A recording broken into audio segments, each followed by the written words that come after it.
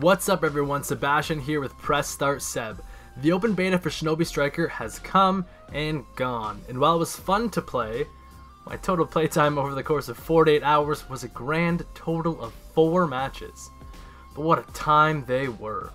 Now, this utter fail of a beta has a lot of people pretty upset and has resulted in some pretty sizable fan blowback.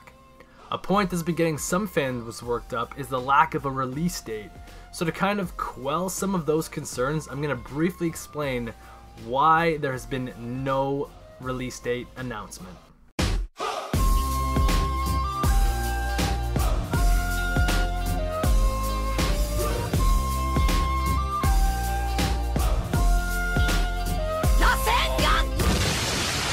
So as a quick kind of tangent, this all makes sense in a minute.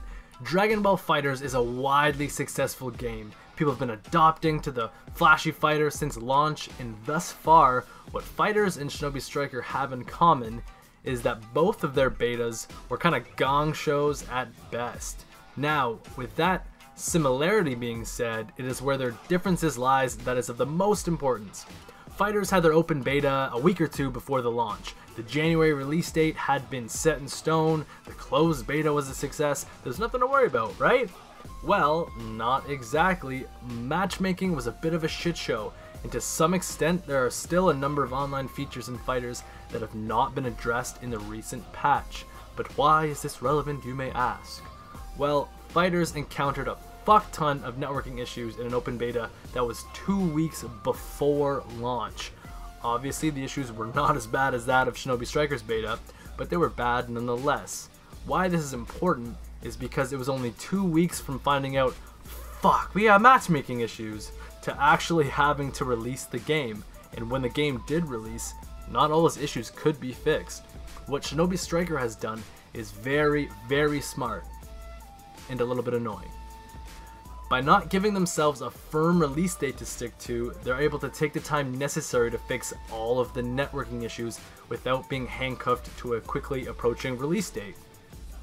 I'm almost certain that both the devs and Bandai Namco have that totally fucked that one up, have a release date in mind, but are holding off on releasing that information until the issues are fixed. With a game that has already had a rather tumultuous public response, this is a safe play and a smart play. So there are tons of things to be complaining about, but the lack of a release date is not one of them, especially because this is an online only game that people are mad about. Now if it released and there was online functionality didn't work, people would be mad. So I guess they're gonna circumvent this whole issue by just not announcing the release date.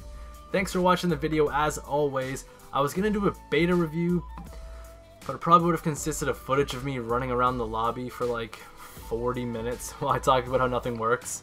So I'll spare you. Unless you guys want me to, let me know in the comments, and as always, I will see ya.